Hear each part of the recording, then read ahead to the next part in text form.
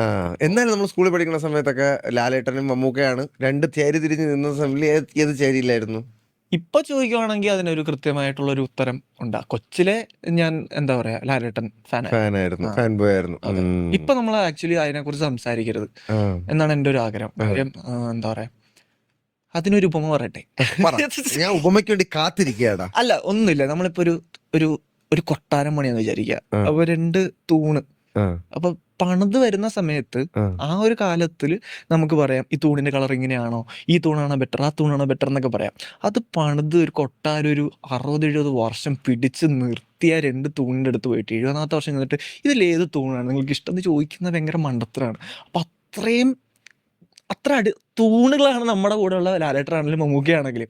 പിന്നീട് അവർ ഇത്രയും നമ്മുടെ മലയാള സിനിമേനെ പിടിച്ചു നിർത്തിയിട്ട് നമ്മൾ ഇപ്പൊ ചെന്നിട്ട് ഇവരാണോ അവരാണോ ചോദിക്കുന്നത്. അച്ഛനെയാണോ അമ്മയാണോ ഇഷ്ടമെന്ന് ആ. ചോദിക്കുന്നത് പോലെയാണ്. അങ്ങനെ ചോദിക്കരുത്, ഇപ്പൊ ചോദിക്കരുത്. അത് ഇല്ല, രണ്ടും നമ്മുടെ അടിത്തറയാണ്. ബ്യൂട്ടിഫുൾ ആൻസർ ആയിരുന്നു കേട്ടോ. അല്ലേ? അത് ഭയങ്കര രസമായിട്ട് നീ അത് പറഞ്ഞത്, എനിക്ക് ഇഷ്ടപ്പെട്ടത്. ആണോ? ആ